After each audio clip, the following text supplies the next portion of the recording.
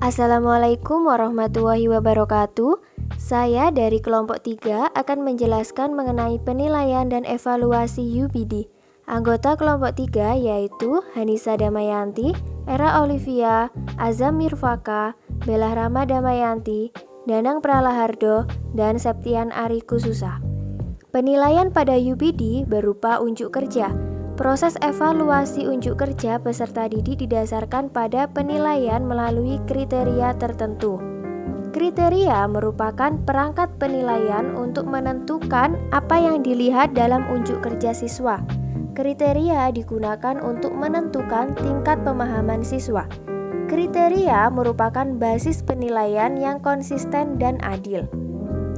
Dalam UPD terdapat 6 aspek kriteria penilaian, yaitu kemampuan menjelaskan, interpretasi, aplikasi, perspektif, empati, dan pengetahuan diri. Di dalam kemampuan aplikasi, terdapat 5 indikator yang akan dicapai, yaitu efektif, efisien, fasih, adaptif, dan anggun. Yang pertama, efektif. Penilaian yang menggambarkan tingkat keberhasilan atau keunggulan untuk mencapai sasaran yang sudah ditetapkan. Contoh dari penilaian dan evaluasi yang efektif yaitu penggunaan rubrik penilaian dalam proses pembelajaran.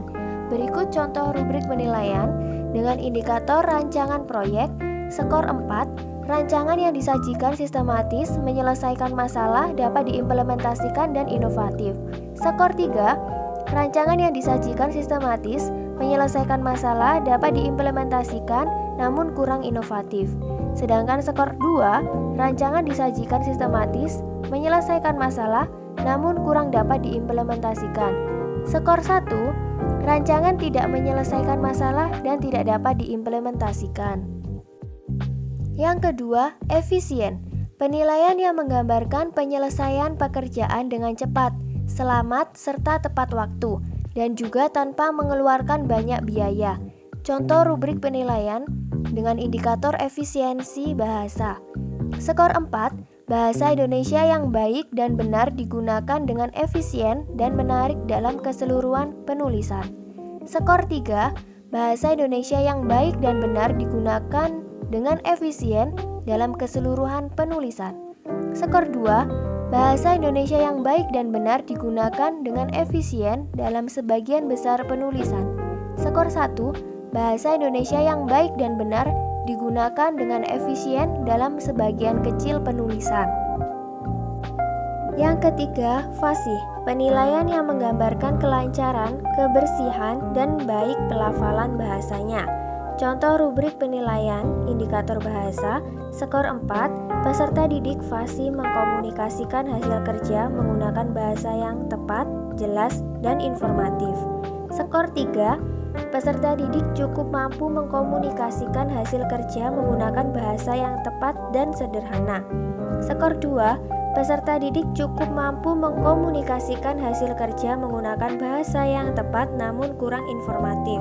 Skor 1, peserta didik belum mampu mengkomunikasikan hasil kerja menggunakan bahasa yang tepat dan informatif.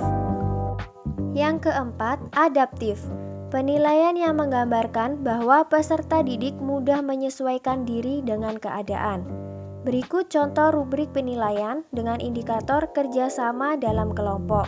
Skor 4, peserta didik mampu menunjukkan 3 aspek kerjasama, yaitu mengemukakan pendapat, melaksanakan pembagian tugas, antusiasme dalam kelompok. Sedangkan skor 3, peserta didik mampu menunjukkan 2 aspek kerjasama.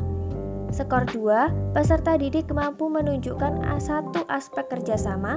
Skor 1, peserta didik belum mampu menunjukkan kerjasama dalam kelompok. Yang kelima, anggun. Penilaian yang menggambarkan sikap berwibawa tentang bangun tingkah laku, gaya, dan sebagainya. Berikut contoh rubrik penilaian dengan indikator sikap, cara, dan ekspresi. Skor 4, penjelasan memuat 3 aspek.